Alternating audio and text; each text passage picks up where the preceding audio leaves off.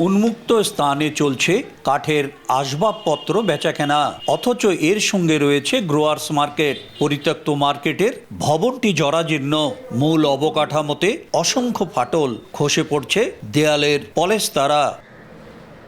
2001 থেকে 2006 সাল পর্যন্ত নীলফামারীতেই 4টি গ্রোয়ার্স মার্কেট ও একটি হোলসেল মার্কেট নির্মাণ করে সরকার। অথচ শুধু উদ্বোধন না করায় 1.5 যুগ ধরে পরিত্যক্ত অবস্থায় পড়ে আছে ভবনগুলো।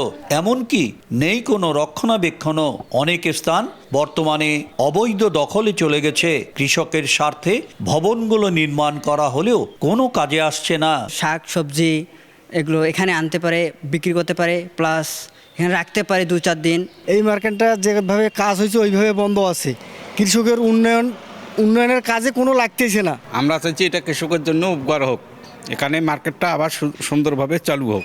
এ নিয়ে কোনো সদুত্তর দিতে পারেনি সংশ্লিষ্ট বিভাগ। তবে ঈদুল ফিতরের পর এ বিষয়ে ব্যবস্থা নেওয়ার আশ্বাস সংশ্লিষ্ট কর্মকর্তার। কৃষকরা দাম পায় না, কিন্তু ভোক্তারা ঠিক আলটিমেটলি দাম বেশি করে কিনে। এখানে হবে ভোক্তা কৃষক দুইজনেই লাভবান হবে, এই জন্য মার্কেটগুলো তৈরি করা হয়েছিল। তো বর্তমানে ওভাবে আর কি চালু নেই। তবে আমরা আশা করছি সামনে আমরা এভাবেই কৃষকরা যাতে সরাসরি বিক্রি করে এভাবে ব্যবস্থা করব। আমরা অতি শীঘ্রই এই মার্কেটটা কিভাবে চালু করা যায় এবং আমাদের কৃষকরা যেন তাদের যে উৎপাদিত পণ্য সেই পণ্যগুলো এনে আমাদের সৈয়দপুরের এই বৃহৎ বাজার ধরতে পারে এবং পাইকাররাও এখান থেকে নিতে পারে, ভোক্তারা নিতে পারে, সেই ধরনের ব্যবস্থা খুব শীঘ্রই নেব। নীলফামারীর 5টি কৃষি ও উদ্যোক্তা মার্কেট নির্মাণে ব্যয় হয় 2.5 কোটি টাকা।